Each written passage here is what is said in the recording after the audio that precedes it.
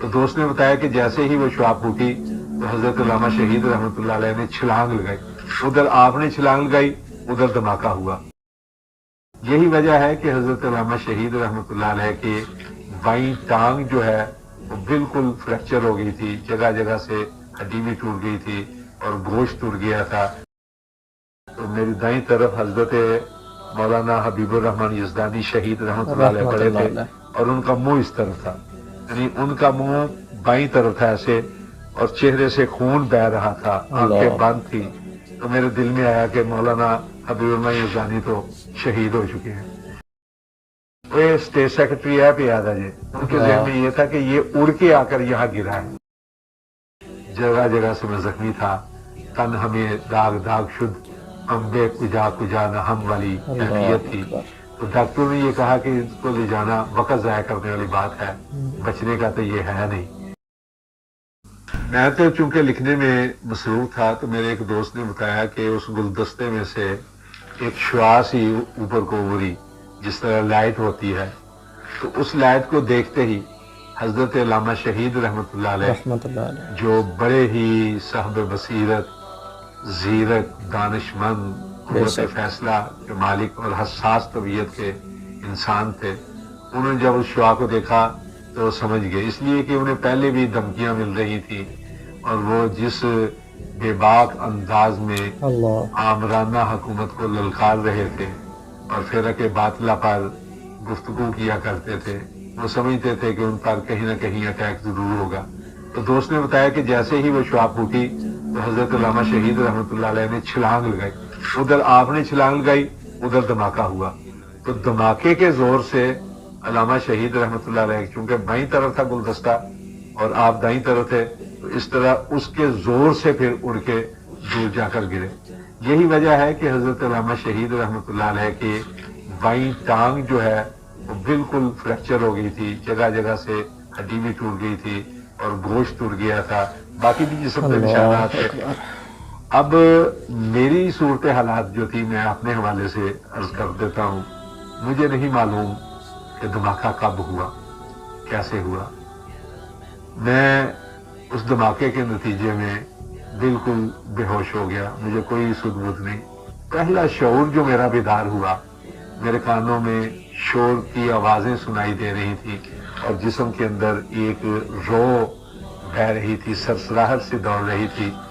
تو میرے شعور میں یہ چیز آئی کہ شاید مجھے کرنٹ لگ گیا ہے اور لوگ میرے لیے شور مچا رہے ہیں۔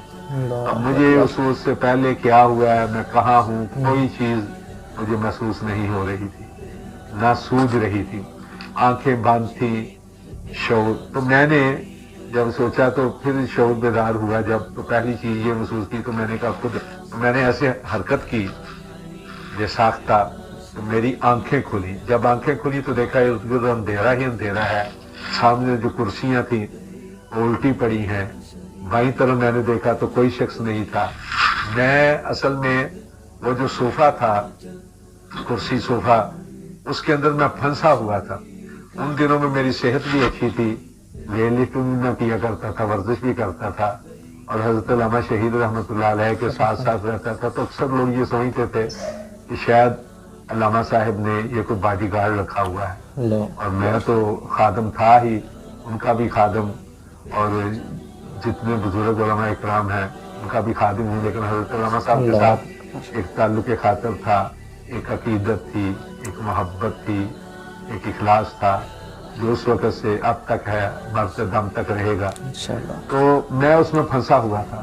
تو میں نے جب دیکھا ارد گرد لوگ ادھر ادھر دور دور تھے، سامنے کوئی نظر ہی نہیں آ رہا تھا، اندھیرا چھایا ہوا ہے، صوفہ بھی خالی ہے، تو میں اٹھ کے چلنے کی کوشش کی۔ اس وقت تک مجھے کچھ معلوم نہیں تھا کہ میرے جسم پہ کس کس جگہ پہ چوٹیں لگی ہیں، لگی بھی ہیں کہ نہیں لگی، یہ کیا صورت حالات ہے، کیا ہوا ہے، کچھ معلوم نہیں تھا۔ میں اٹھ کے جب چلنے لگا تو میں گر پڑا۔ دائیں طرف جو چوک تھا قلعہ لچھمن سنگھ کے چوراہے کا، تو چرنگی سی بنی ہوئی تھی گول دائرے کے اندر، تو اس کے گردا گرد پچھلی سائڈ پہ کناتیں لگائی گئی تھی، سٹیج بنایا گیا تھا اوپر، اسی چوکی کے اوپر جو چوک سا بنا ہوا تھا گولائی میں، اس کے اوپر کرسیاں لگی تھی اور مشرق کی طرف اسٹیج کا رخ تھا. تو جب میں اٹھ کے چلنے لگا تو میں گر پڑا. تو گرا ہوں جب تو بالکل قناعت کے ساتھ جا کے ایسے میری ٹیک لگ گئی. تو ٹیک لگنے کے بعد جب میں نے ایسے دائیں طرف دیکھا تو میری دائیں طرف حضرت مولانا حبیب الرحمان یزدانی شہید رحمۃ اللہ علیہ پڑے تھے اور ان کا منہ اس طرف تھا, یعنی ان کا منہ بائیں طرف تھا ایسے, اور چہرے سے خون بہ رہا تھا, آنکھیں بند تھی. تو میرے دل میں آیا کہ مولانا حبیب الرحمان یزدانی تو شہید ہو چکے ہیں. اب پھر میں نے اٹھ کے چلنے کی کوشش کی, پھر میں گر پڑا, مجھے کوئی ہوش نہیں رہا.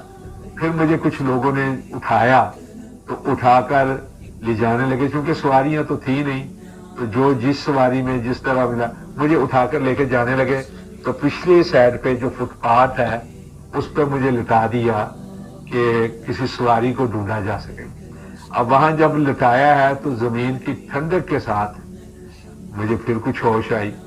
تو اسی دوران میں آنکھیں میری بند ہو چکی تھی. پھر غنودگی کی سی کیفیت تھی کہ میرے کانوں میں آواز پڑی, وہ اسٹیٹ سیکرٹری ہے پہ یاد آ جائے. ان کے ذہن میں یہ تھا کہ یہ اڑ کے آ کر یہاں گرا ہے. تو پھر مجھے اٹھا کر ایک رکشے میں رکھا گیا. رکشے میں میرے ساتھ ایک اور آدمی کو رکھا گیا. اس آدمی کا جو سر تھا وہ ڈھلک کے میری چھاتی پہ آ جاتا تھا. ایک آدمی ساتھ بیٹھا اور اپنا پاؤں رکھنے والی جگہ پہ, اس کو پکڑا ہوا تھا. ایک نے ایک طرف سے مجھے پکڑا ہوا تھا. جب رکشہ چلا ہے تو میرے سینے سے خون بہ رہا تھا, اور میں یہ سمجھ رہا تھا کہ اس کے منہ سے بہ رہا ہے. اس وقت تک مجھے کوئی ہوش نہیں تھا, غنودگی کی کسی کیفیت تھی, کوئی ہوش نہیں تھا کہ مجھے کہاں کہاں زخم چلے ہیں. جب مینار پاکستان کے قریب ہم مین روڈ پر چڑھے ہیں تو اس وقت پہلی بار میری آنکھ سے, دائیں آنکھ سے خون بہنے لگا. تو میں نے ایک بار اس کو اس طرح انگوٹھے کے ساتھ کر کے پھینکا, پھر دوسری بار پھینکا. اسی دوران میں جو خون چھاتی سے بہ رہا تھا میں سمجھ رہا تھا اس کا, پہلے میں اس کا سر پکڑ کے ہٹانے لگا کہ میں اس کو ہٹا دوں. پھر میں نے سوچا پتہ نہیں اس کو کتنی تکلیف ہے. اور مجھے نہیں معلوم تھا کہ خون میرے چھاتی سے بہ رہا ہے, پر میں نے اس کو ساتھ لگا لیا خون.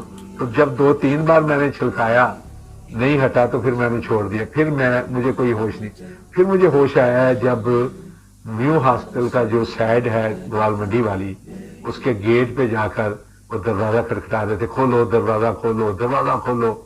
گیٹ آپ کو معلوم ہے وہ بند ہوتا ہے, مین سائڈ سے لے جانے کی بجائے اس سائڈ سے لے کر گئے. تو وہاں ہوش آیا. پھر اسٹریچر کو لایا گیا. جب مجھے اس پہ ڈالنے لگے تو میرے دائیں پاؤں کے اندر جو سینڈل تھے وہ کٹ کر کہیں گر پڑے تھے, بائیں پاؤں میں صرف سینڈل تھا. تو میں نے کہا یہ بھی اتار دو. پھر اس کے بعد مجھے کوئی ہوش نہیں آیا.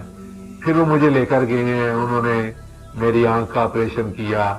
آنکھ کو اپنا صفائی کے نام پر انہوں نے نکال دیا, دائیں آنکھ جو ہے اس کو, باقی جسم کے زخم. میرا پورا وجود جو ہے وہ زخموں سے بھرا ہوا, لیکن مجھے کوئی ہوش نہیں. اگلے دن تھوڑی سی دیر کے لیے مجھے ہوش آیا, پھر میں بے ہوش ہو گیا, پھر ہوش آیا. تو جب مجھے کچھ ہوش آیا تو میں نے پوچھا علامہ صاحب کا کیا حال ہے, تو کہنے لگے ان کا حال بہتر ہے. اسی دوران میں حضرت علامہ شہید رحمۃ اللہ علیہ شدید زخمی تھے, اور ان کے بائیں ٹانگ جو ہے وہ فریکچر ہو چکی تھی. کئی لوگ مجھے اپنا بعد میں لوگوں نے بتایا, دوران بیماری جب میں ہسپتال میں تھا تو مجھے نہیں بتایا گیا کہ حضرت علامہ شہید جو ہیں وہ شہید ہو چکے ہیں. بعد میں گھر منتقل ہو گیا تو گھر میں بھی جو آتا تھا پہلے ہی ملنے والوں کو کہہ دیا جاتا تھا کہ اس کو نہیں بتانا, اس کو نہیں بتانا, اس کو نہیں بتانا. تو میں گھر میں پہنچ گیا. تو گھر میں ایک روز مجھے حاجت ہوئی پیشاب کی, میرے قریب کوئی نہیں, تو میں نے کوشش کی خود اٹھ کے جاؤں. تو ایسے میں نے اپنا جب گیا ہوں تھوڑی دور تو میں نے ایک اخبار دیکھا, اس پہ لکھا ہوا تھا علامہ صاحب شہید ہو گئے. مجھے پھر بعد میں بتایا گیا کہ علامہ صاحب کو سعودی عرب والوں نے کہا کہ ہم علاج کرائیں گے. تو جب لے جانے لگے تو علامہ شہید کا اپنے کارکنوں کے ساتھ پیار اور محبت کا یہ برتاؤ تھا کہ حضرت علامہ شہید نے کہا کہ میں شفیق کو بھی اپنے ساتھ لے جانا چاہتا ہوں. لیکن اس وقت تک میری حالت جو تھی بڑی نازک تھی, جگہ جگہ سے میں زخمی تھا, تن ہمیں داغ داغ شد امبے کجا کجا نہ ہم والی کیفیت تھی. تو ڈاکٹروں نے یہ کہا کہ اس کو لے جانا وقت ضائع کرنے والی بات ہے, بچنے کا تو یہ ہے نہیں, یہ کنڈیشن تھی اس وقت، لیکن اللہ نے مجھے محفوظ رکھا اور ہم ان سے علامہ شہید رحمۃ اللہ علیہ جیسی عظیم ہستی کو چھین لیا۔ بہت بڑا نقصان ہے جماعت کا، مسلک کا، عالم اسلام کا، حضرت علامہ شہید رحمۃ اللہ علیہ کی شہادت کی صورت میں ہوا ہے۔ وہ جو گلدستہ آیا تھا ایک سائڈ سے آیا، اس کے اوپر لکھا ہوا تھا اسلام کا بے باک سپاہی، اسلام کا بے باک سپاہی، احسان الہی، احسان الہی۔ تو صاف دکھائی دیتا ہے کہ باقاعدہ سازش تیار کی گئی تھی، منصوبہ تیار کیا گیا تھا، اور بہت پہلے سے تیار ہوا یہ منصوبہ لگتا ہے۔ اس طرف سے آیا جس طرف پولیس والے تھے، انسانی نفسیات سے فائدہ اٹھاتے ہوئے ایک کو دیا گیا، اس نے آگے دیا، اس نے آگے کیا، تو ایک گلدستے کے اندر پھول سجے ہوئے تھے، اور وہ پھول جو تھے وہی در حقیقت بارود کی شکل اختیار کر کے اتنا بڑا نقصان کر گئے اور اتنا نقصان کا باعث بنے۔ ناظرین، اس گفتگو کا سلسلہ بھی جاری ہے، اب تک کے لیے اتنا ہی، ملتے ہیں اگلی ایک نئی ویڈیو کے ساتھ، اپنا خیال رکھیے گا، فی امان اللہ۔